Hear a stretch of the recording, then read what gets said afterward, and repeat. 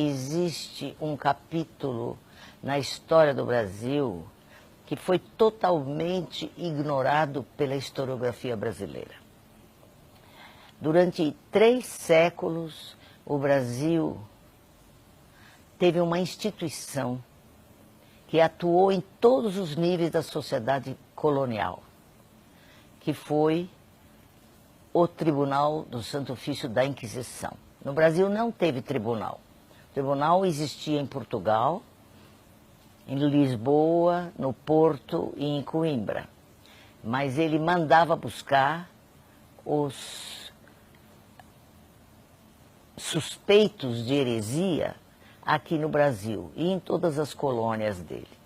Então, essa história do Brasil ficou ignorada.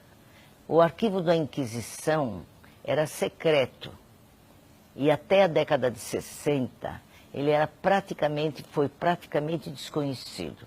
Alguns historiadores famosos, como Alexandre Herculano e Antônio Baião, pouquíssimos, escreveram alguma coisa sobre o tribunal, mas ninguém se aprofundou para conhecer realmente o que foi que aconteceu no Brasil durante esses 3 séculos em que o Tribunal da Inquisição atuou aqui na colônia.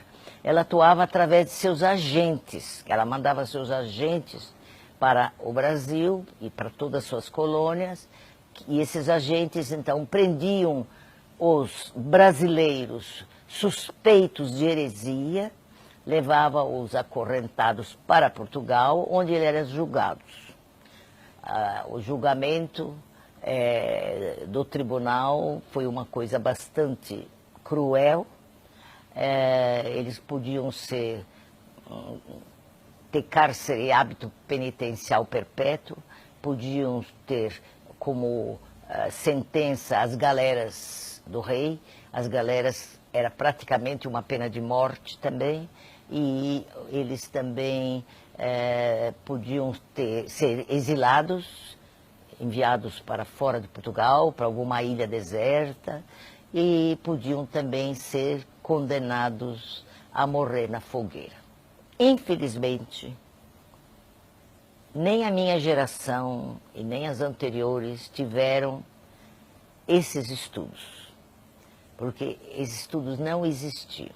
Em toda a historiografia brasileira, durante 500 anos, não se fala nessa instituição.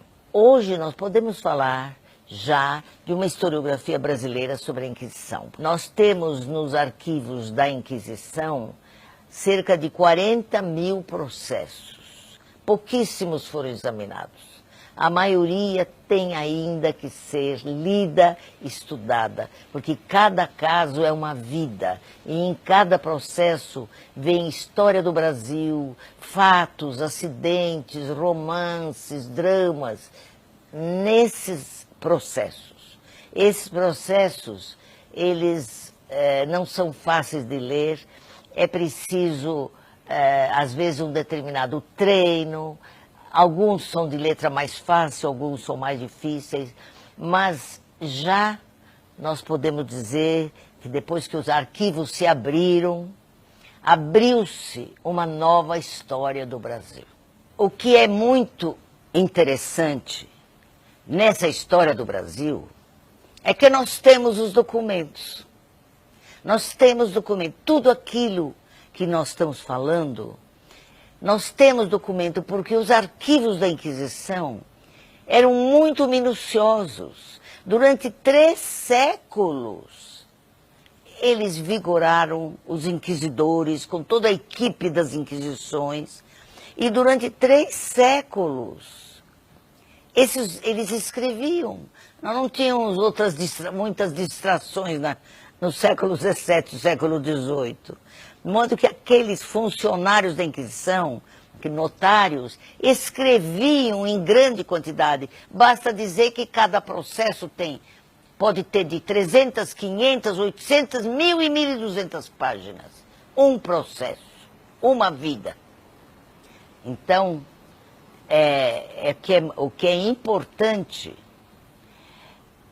é que se use esses documentos, E nós podemos provar essa história do Brasil com uma riqueza de documentação, porque esses documentos estão todos nos arquivos de Portugal, todos nos arquivos que chamam Instituto dos Arquivos Nacionais Torre do Tombo. Lá estão guardados, esse tesouro está guardado, que é a história do Brasil ainda não revelada. Entre os brasileiros que foram presos, nós podemos dizer, até hoje, as pesquisas nos revelam mais de 1000 brasileiros que foram tirados de suas casas, levados para Portugal, torturados e penitenciados.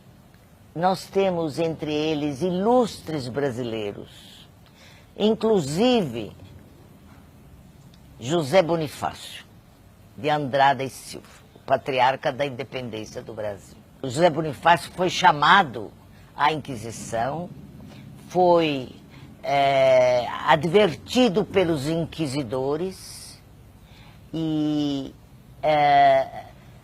a culpa de que ele era acusado não era judaísmo. Pode ser que até ele fosse descendente de judeus, como a maioria dos portugueses eram descendentes de judeus, mas a razão da sua chamada à Inquisição, que deve tê-lo apavorado bastante, foi a acusação de que ele não acreditava em Deus. Além dele, nós temos poetas, escritores, temos um grande poeta que é bastante conhecido, que foi queimado, que é o maior escritor do século XVIII de língua portuguesa, que é o Antônio José da Silva. A história do José da Silva acho que é das poucas conhecidas. Escreveu-se já bastante sobre Antônio da Silva e a vida trágica dele é realmente revoltante saber que esse homem foi queimado, um homem com tanto talento que deixou uma obra tão magnífica, uma obra de crítica, mas uma obra magnífica. Nós temos também o primeiro poeta brasileiro, Bento Teixeira, que foi também preso na Bahia, e ele foi penitenciado e deixou a obra dele, mas ele, no próprio processo dele, tem um texto magnífico escrito por ele. A vida do Bento Teixeira agora está começando a ser mais conhecida, apesar de terem escrito vários livros sobre ele, o texto dele não tinha sido analisado até agora, e eu espero agora que em breve será publicado esse livro que foi escrito por uma aluna da Universidade de São Paulo. Falando da Inquisição, não poderíamos deixar de lembrar o maior poeta, talvez, do século XX, que é Fernando Pessoa. Fernando Pessoa sabia que ele era de origem judaica, mas ele não sabia que um antepassado dele viveu no Brasil. Ele teve vários antepassados que viveram no Brasil, mas 2 irmãos viveram em Minas Gerais, e um deles, Martinho da Cunha de Oliveira Pessoa, morava em Ouro Preto, e parece que era um homem de muito talento, porque ele fazia teatro, e a história dele é realmente linda, mas muito triste, porque o Martinho ficou com saudades da terra dele.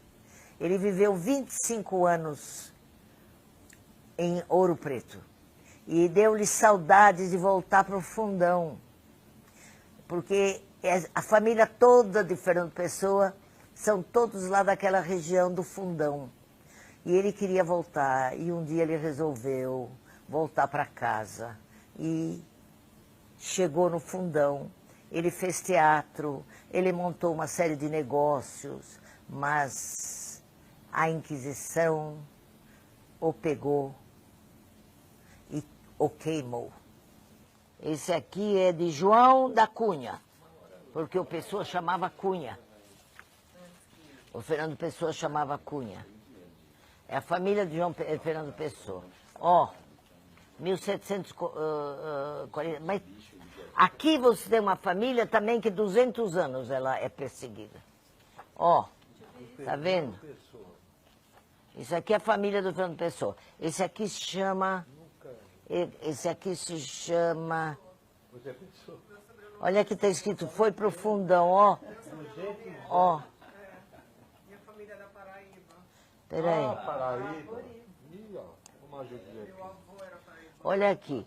Processo de João da Cunha, cristão novo, mercador,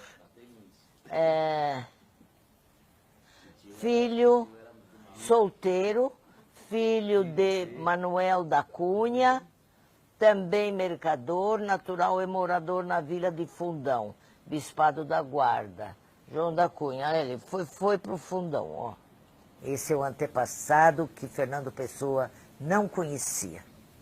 E que, através desses estudos e documentos, nós podemos resgatar também a vida desses familiares do Fernando Pessoa que viviam no Brasil e que ninguém até hoje sabia, nem tinha ouvido falar na vida deles em Minas Gerais. Hoje, à luz dessas novas fontes, que grande parte da população brasileira era de origem judaica e hoje as mais antigas famílias brasileiras têm antecedentes judaicos. Por exemplo, Joaquim Nabuco, Vinícius de Moraes, Sérgio Buarque de Holanda e tantos outros. Nós sabemos que, principalmente os paulistas, e Paulo Prado já fala nisso, que aqui foi uma região de grande,